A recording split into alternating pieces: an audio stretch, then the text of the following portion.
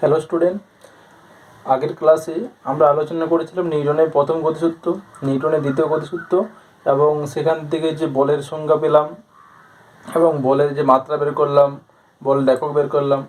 এবারে প্রথম এবং দ্বিতীয় গতিসূত্র সম্বন্ধে আমরা কিছু আলোচনা করেছি। এবারে যে সেখানে কিছু প্রবলেম, আমরা গাণিতিক কিছু সমস্যা সমাধান করব। মনে করো প্রথমে আমরা এই সমস্যাটা সমাধান করছি, এই প্রবলেমটার সলিউশন করব। এখানে কী দেওয়া আছে, 5 কেজি ভরের একটি বস্তু 10 মিটার পার সেকেন্ড বেগে চলছে। তাহলে এটা বস্তুটার ভর কত? 5 কেজি। তাহলে বস্তুটার ভর হচ্ছে 5 কেজি আর বস্তুটা কত বেগে চলছে? 10 মিটার পার সেকেন্ড বেগে চলেছে। বস্তুটিকে 20 সেকেন্ড সময়, কত সময় থামাতে হবে? 20 সেকেন্ড সময়। বস্তুটি 20 সেকেন্ড সময় থামাতে হলে কত বল প্রয়োগ করতে হবে? তাহলে আমাদের কী বের করতে হবে, যে কতটা বল প্রয়োগ করবে। বল প্রয়োগ করলে বস্তুটাকে থামানো যাবে। তাহলে এখানে কী কী দেওয়া আছে সেগুলো আগে ডেটাগুলো লিখে নাও। তাহলে দেওয়া আছে ভর এম সমান কত? 5 কেজি। এটা বস্তুটি কি এই বেগে চলছে, মানে প্রাথমিক বেগ। প্রাথমিক বেগ ইউ ইজ ইকুয়াল টু কত? 10 মিটার পার সেকেন্ড। তাহলে বস্তুটির প্রাথমিক বেগ কত? 10 মিটার পার সেকেন্ড। অন্তিম বেগ কত হবে? অন্তিম বেগ ভি ইজ ইকুয়াল টু, দেখো এখানে বস্তুটি কি থেমে যাবে। থেমে যাওয়ার অর্থ কি? অন্তিম বেগ 0 হবে। তাহলে অন্তিম বেগ 0। আর কি দেওয়া আছে? সময় দেওয়া আছে। তাহলে সময়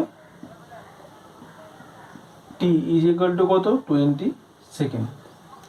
এবার দেখো আমরা গতির সমীকরণ থেকে আমরা কি সমীকরণ জানি? V equals to u minus a t. যেহেতু এটা এখানে মন্দন নিয়ে চলছে, কারণ কি বস্তুটার বেগ আস্তে আস্তে কমতে থাকছে। তাহলে যদি কমতে থাকে তাহলে কি হবে? এটার মানটা নেগেটিভ হবে। সেই জন্য v equals to u minus a t. তাহলে এই সমীকরণে আমরা এখানে সেই মানগুলি যদি পুট করে দিই তাহলে কত হবে? ভি এর মান 0, ইউ এর মান কত? 10, এর মানটা এ রাখলাম, আর টি এর মানটা কত? 20। সেখান থেকে আমরা কত পাবো? A is equal to, a সমান কত পাবো? Half metre second to the power -2, half metre per second square. এটা ত্বরণ বেরোলো। এরপরে আমাদের কি বল বের করতে হবে। তাহলে আমরা কি বল সমান কি জানি? বল সমান ভর ইন্টু ত্বরণ। দ্বিতীয় গতিসূত্র থেকে আমরা পড়েছি নিউটনের। বল সমান ভর ইন্টু ত্বরণ। তাহলে বল এ পি গেস্ট কত? এম ইন্টু এ। এম এর মানটা কত দেওয়া আছে? 5, এর মানটা কত বেরোলো? হাফ, সমান কত হবে? 2.5 নিউটন। তাহলে এই বস্তুটাকে কি 20 সেকেন্ডে থামাতে গেলে কত বল প্রয়োগ করতে হবে? 2.5 নিউটন বল প্রয়োগ করতে হবে। এবারে দেখো এই প্রবলেমটা বা এই সমস্যাটা সমাধান করব, এই প্রবলেমটা সলিউশন করব। এখানে কি দেওয়া আছে? একটি চলমান বস্তুর উপর একটি বল এ পিকেস টু কেটি ক্রিয়া শুরু করলো। তাহলে একটা চলমান বস্তুর উপর কত বল ক্রিয়া করছে? এ পিকেস টু কেটি। এখানে বল প্রয়োগের মুহূর্তে বস্তুটির প্রাথমিক ভরবেগ পি হলে কত সময় পরে তার দ্বিগুণ হবে? অর্থাৎ বস্তুর প্রাথমিক ভরবেগ যদি পি হয়, কত সময় পরে সেটা 2p হবে। এইটা আমাদেরকে বের করতে হবে। তাহলে এখানে কি দেওয়া আছে দেখো, দেওয়া আছে K a P guess to F is equal to KT দেওয়া আছে। এফ সমান কত দেওয়া আছে? এফ সমান কেটি দেওয়া আছে। আর এফ সমানে আমরা কত জানি? M into dv by dt, বা এফ সমান আমরা কত জানি বলো? M A. এফ সমান কত? M a. আবার এ সমান কত জানি? M into dv by DT. তাহলে এফ সমান কেটি দেওয়া আছে। আবার এফ সমান আমরা জানি m a, mass into acceleration, ভর ইন্টু ত্বরণ, সমান কত? M into dv by dt. কারণ ত্বরণ সমান কত? Dv by dt. এটা লিখতে পারি। তাহলে দেখো এটা সমান আমরা লিখতে পারি কেটি সমান কত? M into dv by DT. তাহলে দেখো কে ইন্টু টি, আবার এম ইন্টু ডিভি মানে কি? এইটা হচ্ছে ভরবেগের পরিবর্তন। তাহলে এইটা সমান আমরা কি লিখতে পারি? Dp by dt. কারণ এম ইন্টু ডিভি সমান কত? ডিপি, ভরবেগ। এটা ভরবেগ, পিটা হচ্ছে ভরবেগ। তাহলে এটা ভরবেগের পরিবর্তন। তাহলে কেটি সমান কত? DP by DT. তাহলে এখান থেকে আমরা কি লিখতে পারবো? DP is equal to KT into DT. DP is equal to কত? KT into DT. তাহলে এটা বোথ সাইডে যদি আমরা ইন্টিগ্রেশন করি, এটাকে যদি ইন্টিগ্রেশন করি তাহলে কত হবে, ইন্টিগ্রেশন ডিপি, লিমিটটা কত, পি থেকে কত বলেছে, 2p হবে, ভরবেগ পি ছিল সেটা দ্বিগুণ হবে, তাহলে কত, প্রথমে পি ছিল, পি থেকে কত হচ্ছে, পি থেকে 2p সমান ইন্টিগ্রেশন কেটি ডিটি। তাহলে সময়টা কত ছিল, প্রথমে সময় 0 ছিল, সেখান থেকে টি হচ্ছে। তাহলে আমরা এখান থেকে কি লিখছি, কি লিখতে পারি দেখো, তাহলে পি এর ইন্টিগ্রেশন কত, এই ডিপির ইন্টিগ্রেশন হচ্ছে পি, তাহলে এখানে পি সমান এখানে কত হচ্ছে, লিমিটগুলো দেখো বসাও, পি আর 2p, আর এখানে কেটি আছে, কেটা তো কনস্ট্যান্ট বা ধ্রুবক, আর টি এর ইন্টিগ্রেশন কত, t²/2, টি এর ইন্টিগ্রেশন t²/2, এখানে লিমিটটা কত আছে, 0 to t। তারপরে এবারে এখান থেকে আমরা কত বসাচ্ছি, লিমিটগুলো বসে দিচ্ছি, যে আপার limit 2p, lower limit p আছে, তাহলে কত হবে, 2p মাইনাস p, তাহলে k/2 ইন্টু টি এর লিমিট, টি এর জায়গায় কত বসাবো, t², আবার টি এর জায়গায় যদি 0 বসে তাহলে 0, তাহলে কত পাচ্ছি দেখো, p is equal two k/2 into t²। তাহলে আমার কি দরকার, কত সময় পরে বলেছে, এখানে যে কত সময় পরে, কত সময় পরে, তাহলে টিটা বের করতে হবে, সেখান থেকে আমরা কি বের করবো, টি ইজ ইকুয়াল টু 2p/k √, তাহলে আমরা কত, টি সমান কত পেলাম, টি সমান √2p/k। এরপরে আমরা আলোচনা করব যে বস্তুর ওজন, বস্তুর ওজন সম্বন্ধে আলোচনা করব। তাহলে বস্তুর ওজন কি, বস্তুর ওজন হচ্ছে কোনো বস্তুকে পৃথিবীর যে পরিমাণ বল দ্বারা তার কেন্দ্রের দিকে আকর্ষণ করবে, কোনো বস্তুকে যে পরিমাণ বল দিয়ে তার কেন্দ্রের দিকে আকর্ষণ করবে, সেই বলটাই হচ্ছে বস্তুর ওজন। মনে করো এখানে এম ভরের একটা বস্তু আছে, এইটা মনে করো পৃথিবী, এটা পৃথিবী, পৃথিবী পৃষ্ঠ, এটা আর্থ, এটা এটা আর্থ, বা এটা ধরো এটা পৃথিবী, এটা মনে করো পৃথিবী পৃষ্ঠ আছে। তাহলে এই পৃথিবী পৃষ্ঠের উপরে একটা বস্তু আছে কত, এম, বস্তুটার ভর কত, এম, আর অভিকর্ষ ত্বরণ কত, নিচের দিকে একটা অভিকর্ষ ত্বরণ কাজ করবে জি। তাহলে এখানে জি অভিকর্ষ ত্বরণ কোন দিকে কাজ করবে, পৃথিবীর দিকে, কেন্দ্রের দিকে আকর্ষণ করবে। তাহলে পৃথিবী কোনো বস্তুকে যে বল দ্বারা তার কেন্দ্রের দিকে আকর্ষণ করে সেটাকে বলা হচ্ছে বস্তুর ওজন। এটাকে কি চিহ্ন দ্বারা প্রকাশ করে, ডাব্লিউ দ্বারা। তাহলে এখানে ডাব্লিউটা কি, ডাব্লিউটা যে বল দ্বারা আকর্ষণ করছে, এখানে এটা এই যে ওজনটা, ওজনটাও কি এক প্রকার বল, এই যে এটা হচ্ছে এক প্রকার কি বল, কিন্তু এই বলটা কি, এটা পৃথিবীর কেন্দ্রের দিকে যে বল, যে আকর্ষণ বলটা, পৃথিবী তার বস্তুটাকে যে পরিমাণ বল দিয়ে টানছে সেটাই হচ্ছে এই বস্তুর ওজন। তাহলে বল সমান কত, আমরা বল সমান কি জানি, আমরা ভর ইন্টু, বল সমান ভর ইন্টু ত্বরণ জানি। এখানে ভর সমান কত, এখানে ভর সমান দেওয়া আছে এম, আর জি সমান কি আছে, অভিকর্ষ ত্বরণ, এখানে ত্বরণটার জায়গায় কি বসবে, জি, অভিকর্ষ যে ত্বরণ। তাহলে কি পাচ্ছ, ডাব্লিউ ইকুয়ালস টু কত, এম ইন্টু জি, এটা। তাহলে বস্তুর ওজন কত হচ্ছে, ওজন ডাব্লিউ সমান এম ইন্টু জি।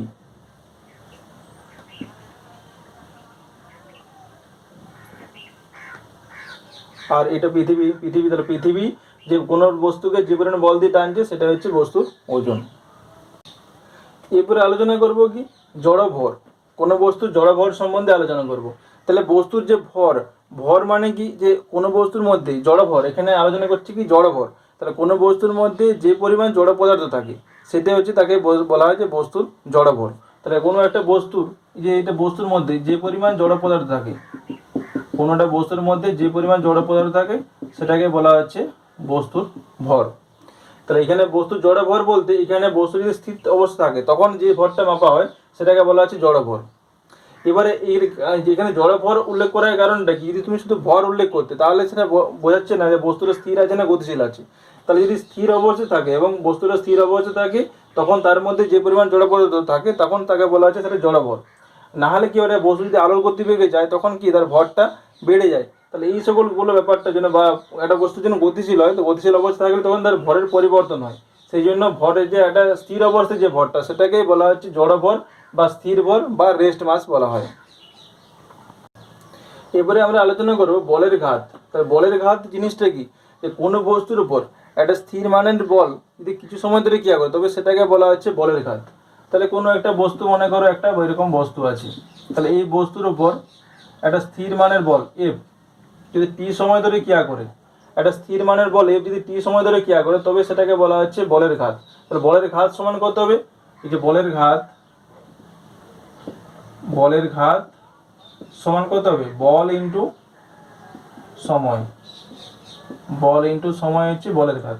তাহলে বলের ঘাত সমান কি? এটা কোনো বস্তুর উপর যদি স্থির মানের একটা বল যদি টি সময় ধরে কাজ করে তবে সেটাকে বলা হচ্ছে বলের ঘাত। তাহলে বলের ঘাত সমান কত? বল ইন্টু সময়। তাহলে বলের ঘাতের মাত্রা কত হবে? বা আগে প্রথমে বলো একক কত হবে? ইউনিট। বলের একক ইন্টু সময়ের একক। তাহলে বলের একক কত হচ্ছে নিউটন, সময়ের একক সেকেন্ড। আবার দেখো আমরা ভরবেগের একক কি পেয়েছি? ভরবেগের একক কি জানি? হচ্ছে নিউটন সেকেন্ড। তাহলে ভরবেগের এককও নিউটন সেকেন্ড আর বলের ঘাতের একক নিউটন সেকেন্ড। তাহলে আমরা বলতে পারি যে বলের ঘাত সমান কি? বলের ঘাত হচ্ছে বস্তুর ভরবেগের পরিবর্তন। তাহলে আমরা বলের ঘাত সমান আমরা বলতে পারি বলের ঘাত সমান কত বলতে পারি? F into T. তাহলে এফ সমান কত হচ্ছে? আবার দেখো এফ সমান এম এ ইন্টু টি। তাহলে এইটা সমানে আমরা লিখতে পারি এম ইন্টু যে V minus you by T into T. বলের ঘাত সমান কত হচ্ছে? F into T. এফ সমান কত? মাস ইন্টু অ্যাক্সেলারেশন, ভর ইন্টু ত্বরণ ইন্টু সময় আছে, আর এমটা থাকলো। আর ভি এ সমান ত্বরণ সমান কত লিখতে পারি? ত্বরণ সমান বেগ পরিবর্তনের হার। তাহলে প্রাথমিক বেগ কত? ইউ, অন্তিম বেগ ভি। তাহলে v minus you by T into t. T cancel করে হয়ে যাচ্ছে, তা কত হচ্ছে? M v minus m u. তাহলে বলের ঘাত সমান কত? ভরবেগের m v minus m u কি? ভরবেগের পরিবর্তন। তাহলে m v minus m u হচ্ছে ভরবেগের পরিবর্তন।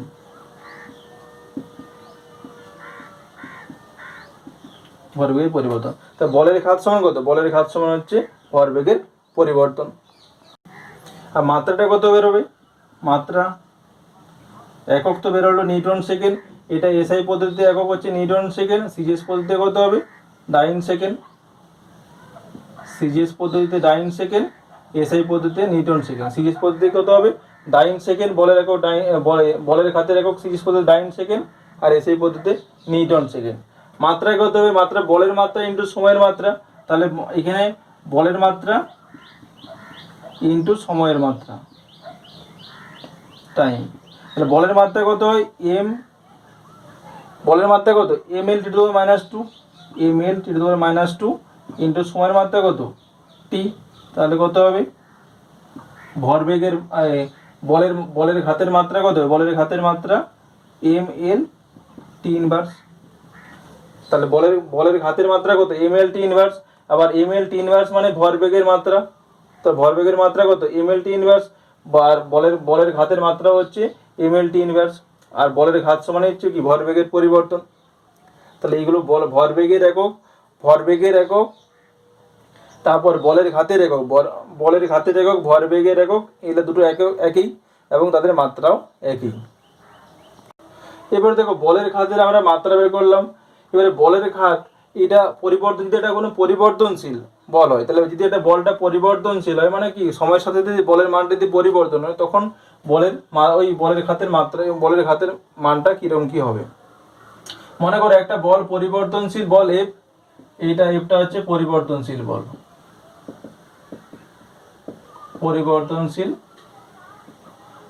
এফ। তাহলে এফ যদি কোনো একটা বস্তুর উপর ক্ষুদ্র সময় ডিটি সময় ধরে ক্রিয়া করে তাহলে এই বস্তুর মধ্যে বলের ঘাত কত হবে? তাহলে বস্তুটি যদি কত সময় ধরে কাজ করছে? ডিটি সময় ধরে। বলটা কত? পরিবর্তনশীল বলটা কত হচ্ছে? এফ। তাহলে বলের ঘাত কত হবে? এখানে বলের ঘাত সমান ইন্টিগ্রেশন এফ ইন্টু ডিটি। তাহলে এখানে সময়টা কত? সময়টা 0 থেকে যদি টি ধরো তাহলে 0 থেকে টি সময়ে বলের ঘাত কত? 0 integration 0 to t f dt. তাহলে এটা হচ্ছে পরিবর্তনশীল বলের ঘাতের মান। এবারে আমরা কি করবো? এই যে বলের ঘাতের ব্যাপারটা লেখচিত্রের সাহায্যে বর্ণনা করব। তাহলে এইদিকে আমরা এই বরাবর মনে করেন সময় ধরলাম টাইম, সময় টি, আর এই বরাবর আমরা কি ধরছি? এই বরাবর বল, বল এফ। তাহলে এই অক্ষ বরাবর কি ধরছি আমরা, বল ধরেছি, এই অক্ষ বরাবর সময় ধরছি। তাহলে এইখানে এই যে বলের খাতটা কত, বল ইন্টু সরণ। তাহলে এই ক্ষেত্রে যদি একটা বলটা সুষম বল হয়, মানে পরিবর্তনশীল যদি না হয়, অপরিবর্তনশীল যদি বল হয়, তাহলে এই রেখাটা হবে এবি রেখা। কারণ প্রত্যেক জায়গায় বলের মানটা সমান, সময়ের সাথে থেকে বলের মানে কোনো পরিবর্তন হচ্ছে না। তাহলে বলের মান এফ যদি কনস্ট্যান্ট থাকে তাহলে এই রেখাটা হবে।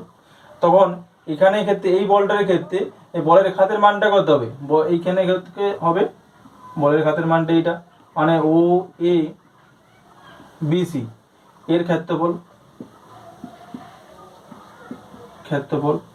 এই ক্ষেত্রফলটি হচ্ছে কি, এই যে হচ্ছে অপরিবর্তনশীল বলের ক্ষেত্রে এটা হচ্ছে অপরিবর্তনশীল বল, অপরিবর্তনশীল বল, মানে এখানে অপরিবর্তনশীল বল মানে এ পি কেস টু কত কনস্ট্যান্ট।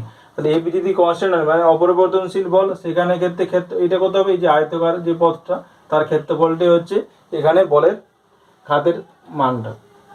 এবার যদি একটা পরিবর্তনশীল বল নাও, তাহলে এখানে এই বলটা ধরে এটা পরিবর্তনশীল, তাহলে এখানে বলটা যদি পরিবর্তনশীল হয় তাহলে পরিবর্তনশীল হলে কত হবে, তার এই যে এই জায়গাটা পরিবর্তনশীল হয়ে গেলে সেখানে বলের খাতের মানটা কত হবে, বলের খাতের মানটা এই পুরো জায়গাটা হবে, এইটা এই ব্লু লাইন দিয়ে যে ঘিরা রেখাটা এতটা পর্যন্ত হবে। তাহলে এখানে কত হবে যে ও এ ই ডি এর ক্ষেত্রফল হচ্ছে পরিবর্তনশীল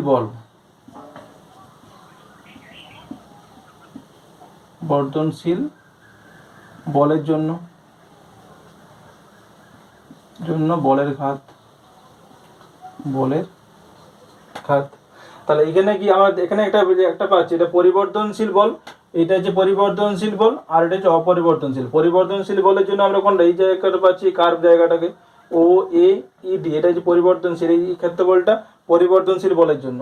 আর অপরিবর্তনশীল জন্য কোনটা পাচ্ছি, ও এ বি সি, এই অঞ্চলটা পরিবর্তনশীল, মানে হচ্ছে অপরিবর্তনশীল বলের জন্য আমরা তার বলের খাতের মানটা পাচ্ছি, মানে ও এ বি সি এই ক্ষেত্রফলটা হচ্ছে অপরিবর্তনশীল বলের খাত, অপরিবর্তনশীল বলের ক্ষেত্রে বলের খাতের মানটা।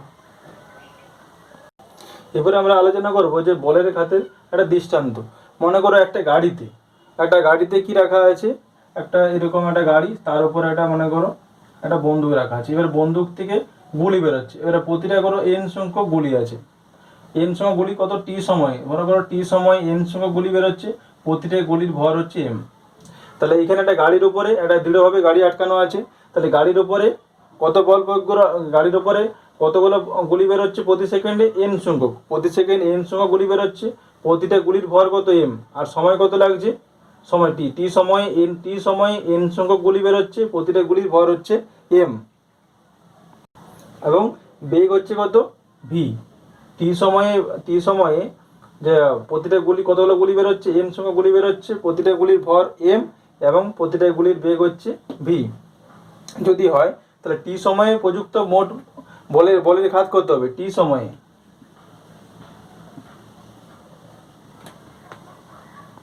তাহলে এই যে টি সময় এন সংখ্যক গুলির সামনের দিকে ভরবেগের পরিবর্তনই মানে তো বলের ঘাত। বলের ঘাত সমান কত হবে, n into m into v. তাহলে যখনই সামনের দিকে একটা ভরবেগের পরিবর্তন হচ্ছে, তখন নিউটনের তৃতীয় গতি সূত্রের সঙ্গে পিছন দিকে একটা ক্রিয়া কাজ করবে, তখন সেই ক্রিয়ার জন্য মনে করো পিছন দিকে একটা বল করতে হচ্ছে এফ। তাহলে আমরা লিখতে পারি এফ ইন্টু টি, সময় কত টি আছে, তাহলে এফ ইন্টু টি সমানে কত হচ্ছে এন এম ইন্টু ভি। তাহলে এফ ইকুয়ালস টু কত হবে, তাহলে কত হবে এফ এর মানটা N M V by T.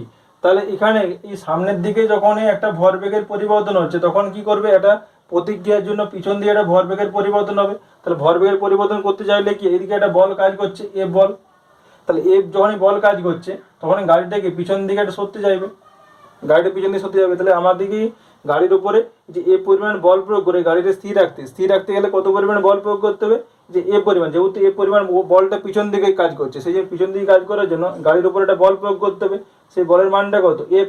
তাহলে এফ সমান কত হবে N M V by T. তাহলে N M V by T এই পরিমাণ বল প্রয়োগ করলে এই গাড়িটাকে এখানে স্থির রাখা যাবে। এইটা হচ্ছে বলের ঘাতের একটা দৃষ্টান্ত। এরপরে আমরা কি পড়বো? এরপরে বলের ঘাত পড়লাম, এরপরে ঘাত বল পড়বো। এবার আলোচনা করব ঘাত বল। তাই ঘাত বল কি? যে কোনো বস্তুর উপর একটা যদি বৃহৎ মানের বল অল্প সময় ধরে যদি ক্রিয়া করে তাহলে সেটাকে বলা হচ্ছে ঘাত বল। তাহলে এখানে মনে করো একটা পাথর আছে, এবারে হাতুড়ি দিয়ে একটা বৃহৎ মানের বল যদি এর উপরে ক্রিয়া করো, একটা বৃহৎ মানের বল এফ যদি খুব ক্ষুদ্র সময় অবকাশে একদম ধরো কয়েক মিলি সেকেন্ড সময়ের মধ্যে যদি এর উপর আঘাত করো, তাহলে কি দেখবে এই পাথরটা ভেঙে যায় বা পাথরের উপরে একটা বৃহৎ মানের বল প্রয়োগ করা হয়। তাহলে এটা যদি কোনো একটা বস্তুর উপর যদি বৃহৎ মানের বল, একটা খুব বৃহৎ মানের বল অল্প সময় ধরে ক্রিয়া করা হয়, তাহলে সেটাকে বলা হচ্ছে ঘাত বল। যেমন ঘাত বলের কিছু উদাহরণ দেখেছো, যেমন একটা পেরেক দেওয়ালে পিটার সময় কি করতে হয়? দেওয়ালে গাঁথার সময় এই পেরেকের উপরে হাতুড়ি দিয়ে আঘাত করতে হয়। দেখবে হাতুড়ি ও পেরেকের মধ্যে সংস্পর্শের টাইমটা খুবই কম, কিন্তু ওই সময়ের মধ্যে একটা বৃহৎ মানের বল পেরেকের উপরে হাতুড়ি প্রয়োগ করে বলে পেরেকটা দেওয়ালে ঢুকে যায়। বা এটা কাঠের উপর যদি রাখা হয় একটা পেরেক, যদি তার উপরে হাতুড়ি দিয়ে আঘাত করা হয় তখন কাঠের মধ্যে সেটা ঢুকে যায়। তার কারণ কি? একটা বৃহৎ মানের বল ক্ষুদ্র সময় অবকাশে ওর মধ্যে আঘাত করছে, ওটার উপরে ক্রিয়া করছে ওই পেরেকটার উপর, সেই জন্য পেরেকটা দেওয়াল বা কাঠের মধ্যে ঢুকে যাচ্ছে। আরও কিছু কিছু দেখেছি, যেমন ফুটবল খেলার সময় এখানে কি কোনো ফুটবল খেলোয়াড় কি করে পায়ের পাতা দিয়ে কোনো বলকে আঘাত করে। তাহলে এই যে বলের উপর যে আঘাতের সময়টা খুবই কম, কিন্তু ওই সময়ের মধ্যে একটা বৃহৎ মানের বল প্রয়োগ করে, সেই জন্য বলটা অনেক দূরে চলে যেতে পারে।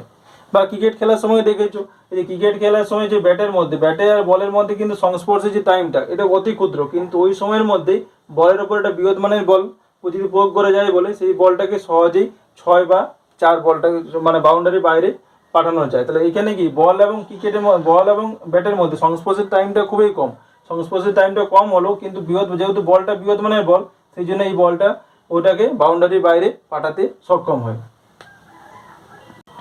এবার ক্যারাম খেলা তো দেখেছো, যে ক্যারাম খেলায় যে স্ট্রাইকার যে থাকে, স্ট্রাইকারটি কোনো গুটির আঘাতে এই গুটিকে আঘাত করার সংস্পর্শের টাইমটা খুবই কম, কিন্তু এই অল্প সময় যে আঘাতটা করে সেই আঘাতটা করার জন্যই দেখবে এই যে গুটিগুলো বিভিন্ন দিকে বা যেদিকে পাঠাতে চাই সেদিকে সহজেই পাঠানো যায়। তাহলে স্ট্রাইকার এবং এই গুটির মধ্যে এইখানে সংস্পর্শের টাইমটা খুবই কম, কিন্তু স্ট্রাইকারটা গুটির উপর ওটা বৃহৎ মানের বল ওই অতি ক্ষুদ্র সময় অবকাশে প্রয়োগ করে দেয়।